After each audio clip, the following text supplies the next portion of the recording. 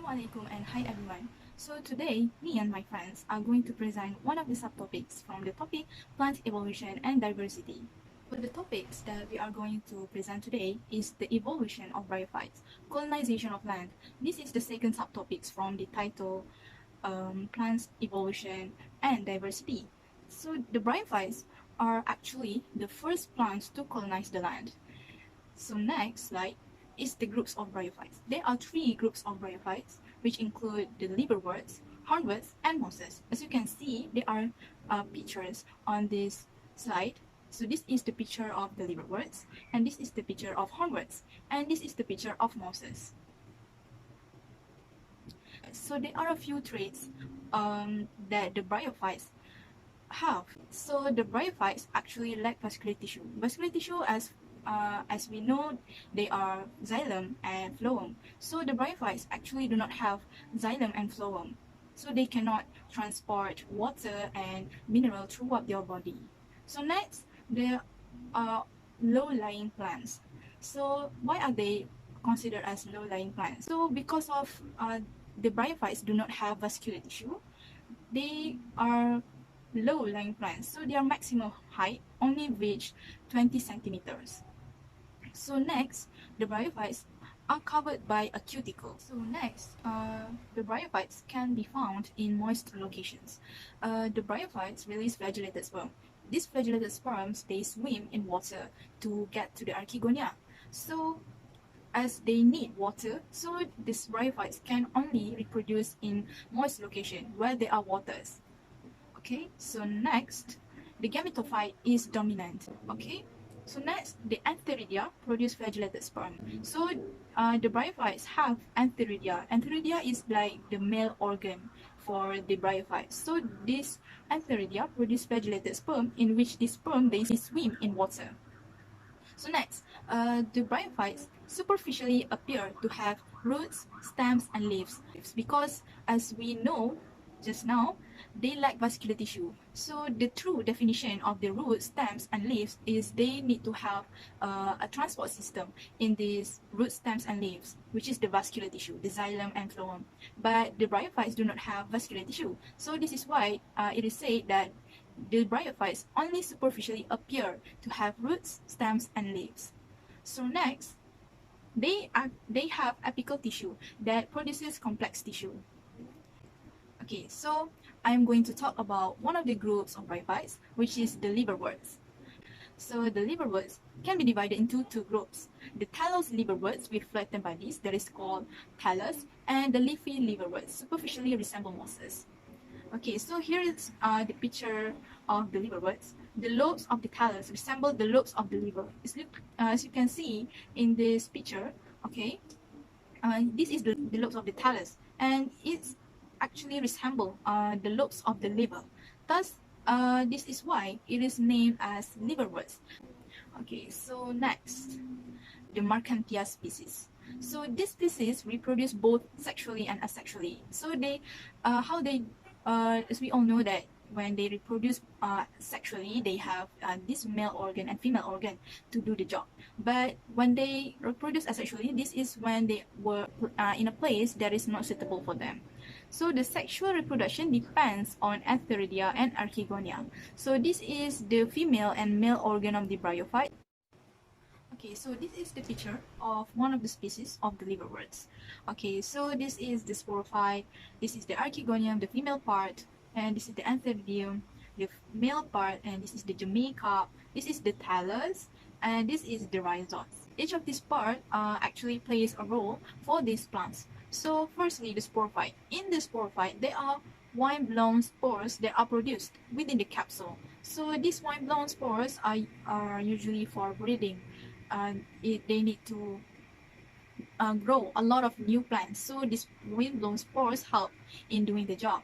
So the next is the upper surface is divided into diamond-shaped segments with a small pore. It cannot be seen here, but on this surface of the thallus, there will be it is divided into diamond-shaped segments with a small pore. Okay, so next is the thallus. The thallus is a thin thallus, which is only 30 cells thick in the center. So the branch lobe of the thallus, this one, okay, is approximately only centimeter in length. So that means this plant is really small. Okay, so next is germ cup. In this germ cup, they contain germ, group of cells that detach from the thallus that can start a new plant. So the lastly is the rhizoids. So the rhizoids, it is under this the thallus. So how does this thing actually works is the rhizoids project into the soil as it serves as anchors and assist in absorption of water. So they play a role like the roots. They project into the soil just like the root did, and they absorb water for the plants. So I think that is the end for the liverworts. Assalamualaikum, my name is Istamar, and today I will be presenting on another group of bryophytes, which is hornworts. Hornworts can be found in moist and shaded area. There are two main parts of the hornworts, which is the gametophytes and also the sporophytes. The gametophyte of hornworts usually grows as a thin rosette or ribbon-like thallus. The gametophyte are usually 2 cm in diameters, and they also can undergo photosynthesis, but they also have a symbiotic relationship with cyanobacteria. This symbiotic relationship greatly benefits the hornwort because cyanobacteria are among the few organisms that can fix molecular nitrogen into nitrogen compounds that are in a form that is usable to plants as nutrients. The name hornworts came from its sporophytes, which look like miniature horns rising from the gametophyte. The sporophyte usually grows up to 5 cm tall. The sporophytes can also photosynthesize, although it has only one chloroplast per cell.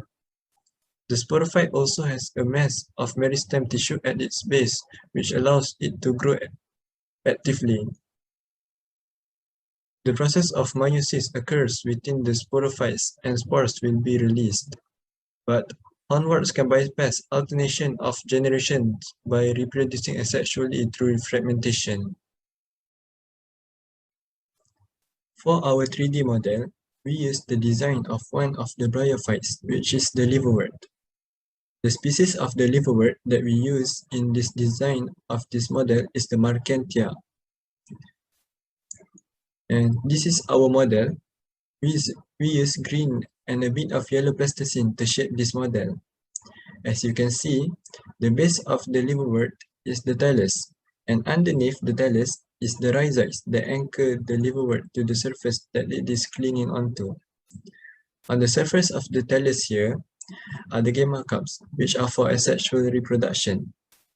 And finally, there is the archegonia, which is for sexual reproduction, are present in the umbrella-shaped structures, which also shows that our model is based on a female liverwort. Assalamualaikum and very good morning. So I will proceed the presentation with the topic mosses. So first of all, there are a few things that you need to know about mosses. So number one, mosses are non-vascular plants, which means there are lack of vascular tissue that need in water and nutrient transportation. That is the reason why mosses are flowerless.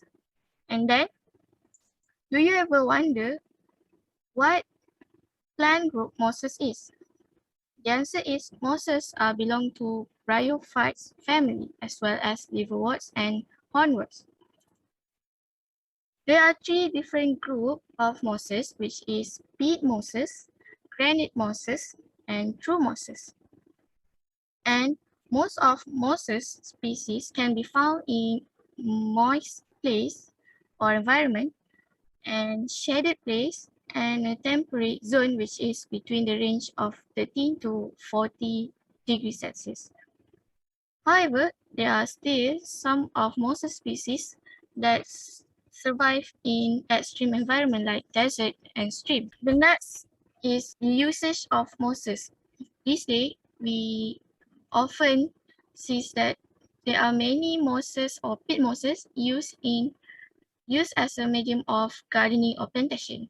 Why it is used? Because peat mosses has the ability to hold more water than soil. And next, during 20th century, there are a mosses species called sphagnum moss that are used in wound dressing for soldier that is having injury during battlefield or war. So this is because sphagnum moss can absorb liquids for like 4 times more than cotton. And besides that, there are some research says that mosses have antiseptic and cotton don't have antiseptic. That's why mosses are used in wound dressing. So the next part or the highlight part of this topic, mosses, is the life cycle. Life cycle of mosses is very easy to understand. So I hope you guys can still focus on my presentation. So let's start with knowing the part of mosses. So this is a typical structure of mosses. There are two big parts, which is gametophyte and sporophyte. Gametophyte includes stem, leaves, and rhizode. So rhizode is a thin root-like structure that absorbs nutrients and anchor non-vascular plants. And sporophyte include seta and sporangium. So sporangium and then have the operculum and teeth. Later we will discuss why these mosses have teeth. So the next slide is the beginning or the first stage of life cycle of mosses, which is happen in gametophytes. Plant also have male and female just like human. So for mosses, the male is called Antheridia and female is called Archegonia. So both produce gametes by mitosis. And gamete for male is sperm, right?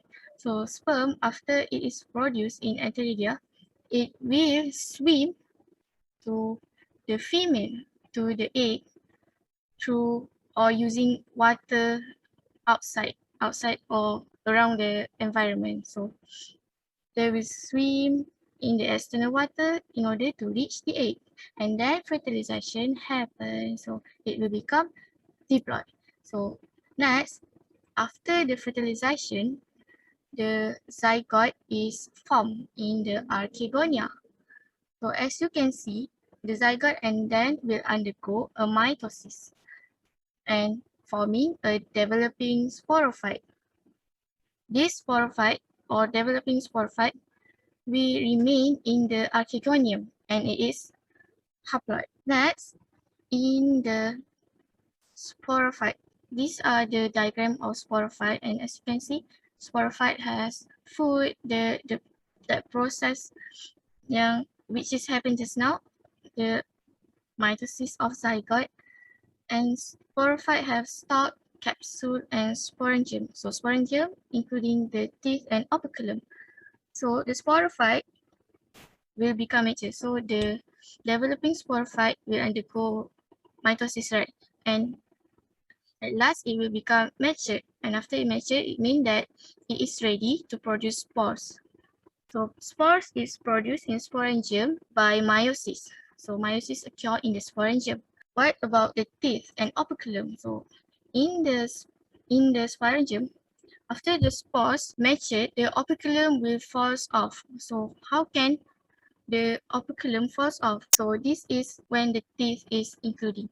The teeth will open outward so that the operculum will fall off and spores can be spreaded to the environment. So how spores is spread to the environment? It is use air. The last stage of mosses life cycle is immature of gametophytes. So when the spores are spreaded to the environment, it will finally meet the ground or the surface of soil, and the spores will germinate either into male or female gametophytes. So it will undergo mitosis again, and the young gametophytes, we call it as protonema. So protonema is the immature gametophytes, and then the protonema will undergo mitosis and grow as a mature gametophyte, as you can see in the first stage. So this is the diagram that is simplified so that you can understand well the process and enjoy the life cycle of mosses. Thank you.